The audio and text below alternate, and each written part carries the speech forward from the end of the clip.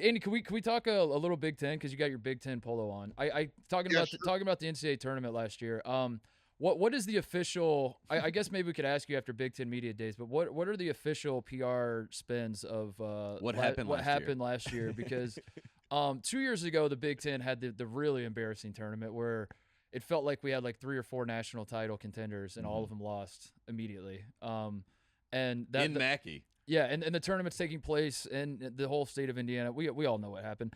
Last year, the Big Ten wasn't as good in the sense that, like, guys like you and I that carry water for the Big Ten, we didn't necessarily think that there were a lot of top-tier teams. And yet somehow the tournament was still a complete embarrassment when you think about how the teams lost. That, like, Indiana got strangled by St. Mary's and lost by, like, 30 and scored – how many points did they score? Like 50 or something like that? Yeah, something like that. I wrote some of them down. Illinois had the same thing happen against Houston. They scored 53 points. Purdue loses to St. Peter's. Iowa goes ice cold against Richmond. Wisconsin scores 49 points against Iowa State. What is the official talking point? Is it the ball, Andy? Is that what we're going with? The new ball last year? It was too orange.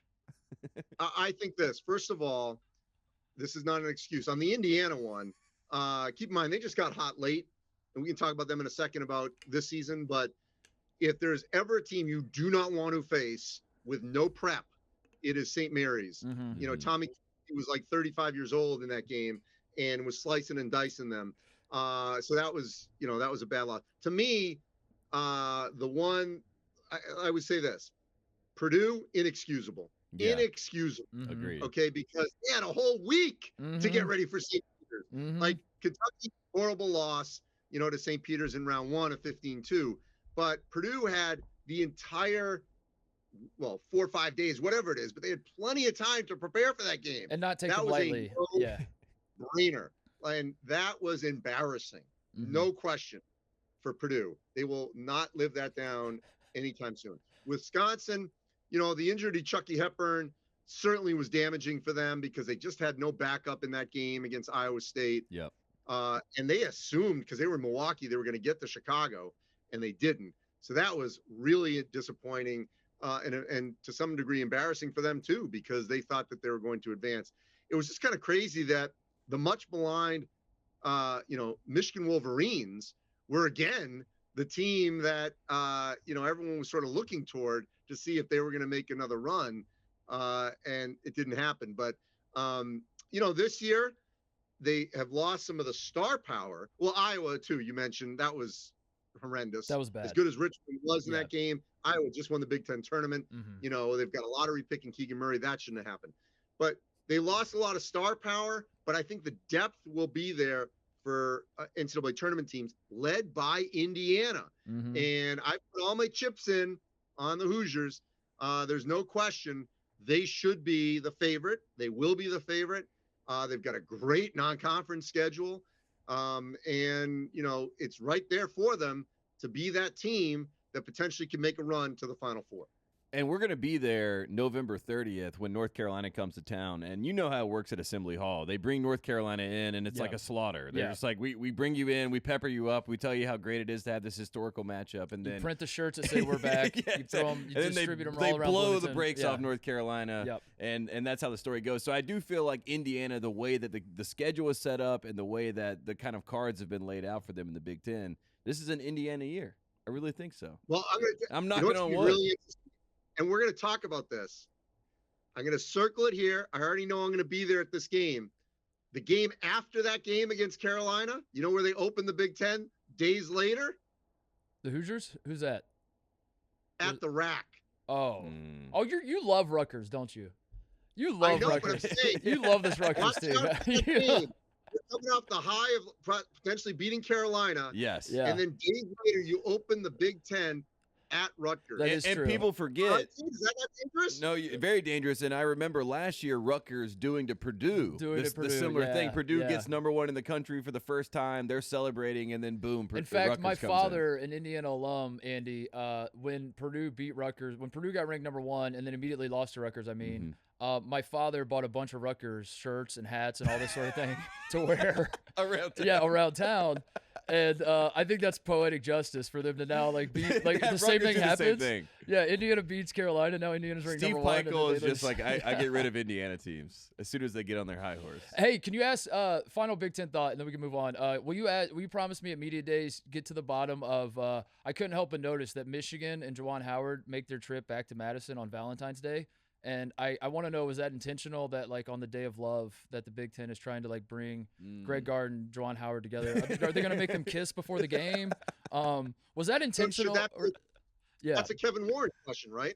Yeah, ask Kevin Warren. Like, was that? Did anybody put any thought to that? That you made these two teams that fought each other are now meeting on Valentine's Day? I don't know. That's something that I noticed when I was digging through the schedule. That was a great idea. By the way, for your travel schedule, I'm shocked that you guys are not taking the road trip to London for the Michigan-Kentucky game. I forgot that's happening. How is John Calipari winning this offseason, Andy? Can you explain that to us? Because like this man had lost to St. Peter's. Lost to St. Peter's the year before. It was atrocious, like the worst season of his career. And Tate and I looked at each other like this is gonna be a fun offseason because Cal's just gonna like hide in a bunker and we're not gonna see him all. Yeah. You know. Yeah. The exact opposite happened. And then he's raising money. Doubled down. He's raising money for the tornado victims in Kentucky and all that stuff to where the flood victims. I'm sorry. To where now you're like, I can't make it, like I don't understand how this happened. Like it's just like a hard pivot where John Calipari can't stop winning despite losing. I remember what I saw, Andy. He lost to a 15 seed. How's he doing? No, and look, I mean, getting Oscar Tshiebwe back, it's massive. It just doesn't happen, but it doesn't happen any other year. But now in this new era of NIL, and so having that as an anchor, having clearly. Wheeler back and Toppin, the younger Toppin. They've got veterans. That almost never happens at Kentucky. Yeah. So you add that with a really good recruiting class.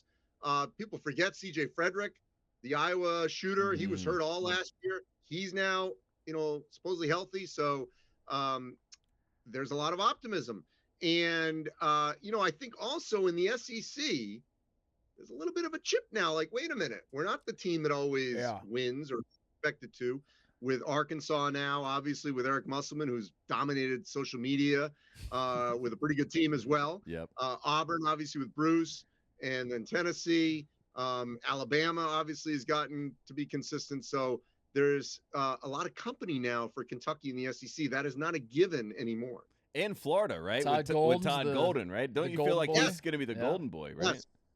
There you go. Do, with Colin Castleton back and Kyle Lofton, the Bonnie, transferring down there. He gets an immediate point guard who's got a lot of veteran, experience. So I think that, Florida will be in the mix as well. You got anything else for him? No, I was going to ask Andy, is there any dark horse team that you're like, other than Rutgers? We know you love Rutgers, but is there any other team that's kind of out there that you're like, you need to watch these guys? Is it someone like Dayton, but maybe off the beaten path, not one of these power teams, but you're just like, these guys are going to be fun to watch? All right, so one of the teams that is out your way that I do think will have a moment in the top 25 is Wyoming. Like it. Hunter Maldonado and Graham Ike are back. They're going to be pushing San Diego State. They made the NCAA tournament last year, played Indiana, so they've got that experience, and they got the guys back. They actually got transfers from USC, so they've actually got experience. And that's a really hard home court.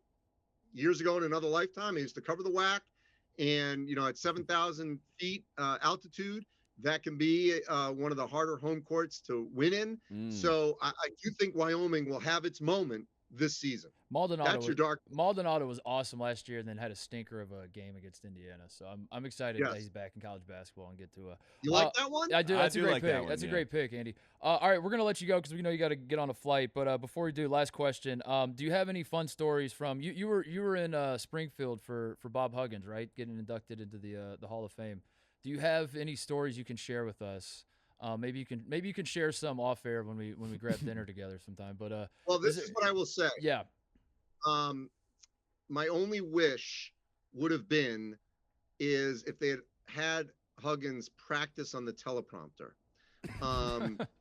because it was a little painful. Because Huggs, as you know, is not a great public speaker. He's got a great wit, but he's a low talker. bit of a mumbler, and the teleprompter aspect of the Hall of Fame speech was a little rough. Okay. They should have been a little bit of a practice. But I will say this: Hugs is the Pied Piper. I could not get over the busloads. I'm not embellishing. Busloads of West Virginians who made that trip, and Kenyon Martin. I mean, he was front and center. I talked. He would not miss this for the world. By the way, for you basketball historians,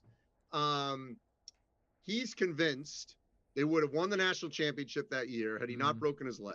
Yeah. I don't know if you agree with that. 2000, right? So the Big Ten, they lost another title. So you're trying to take the latest Big Ten title from us? Kenyon, shut up. I'm just saying. And then Deshaun Butler.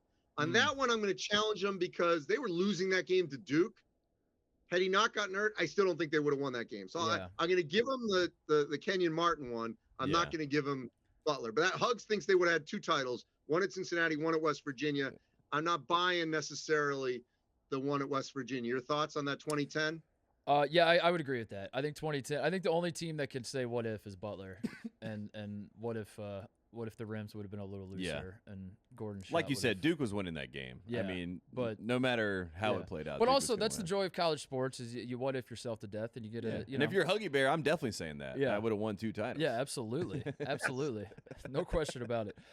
Andy, you're the best. We look forward to a fun season having you on. And you always accuse us every time you come on and we talk about how long it's been. You accuse Tate and I. So I want to take this opportunity on air to go ahead and throw our entire production team under the bus and say it's their fault. It's not our fault. We want to have you on all the time. I promise you. No, I mean, I'm not hiding. Everyone knows where I am. And you got the backdrop with you, so it's money. We got it all set up. All right. Enjoy Big Ten Media Days, Andy. Thanks, Andy. All right. Thanks, guys. See ya.